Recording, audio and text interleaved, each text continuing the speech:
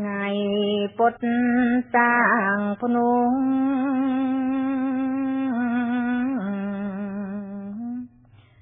បុណ្យជាសង្ឃនៅចំ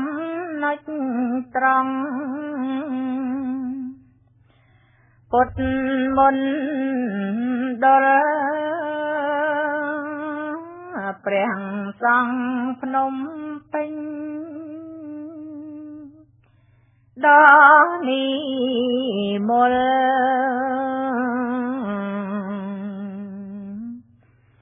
ពិធីមង្គល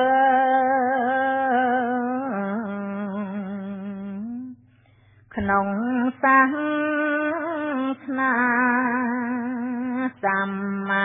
សម្ពុទ្ធ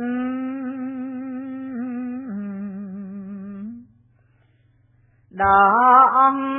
គចាព្រះសង្ឃត្រៀបត្រាបព្វជិ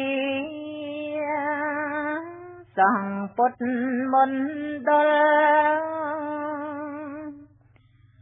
រួមចូលគ្នា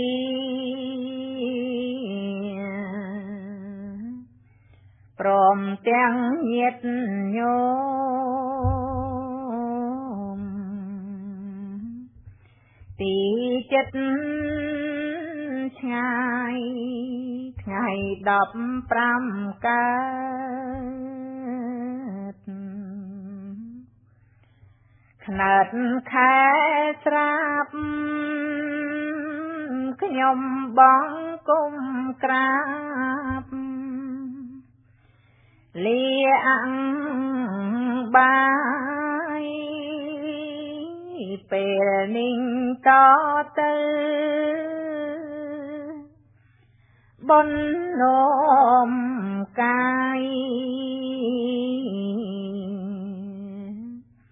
ឲ្យចាក់ចេញឆ្ងាយអង្វិជ្ជាសូមបានរួចផុត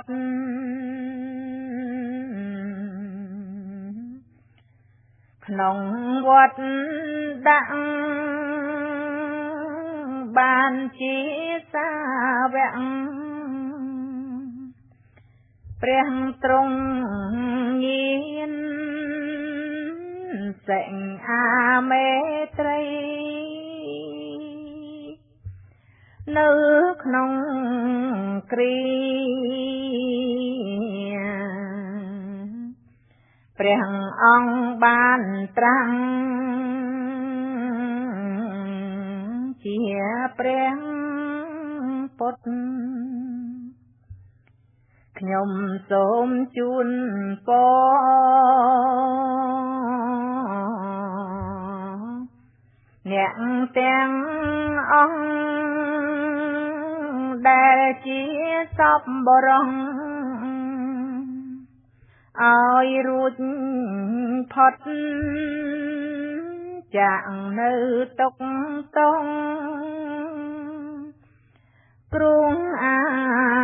សន្ន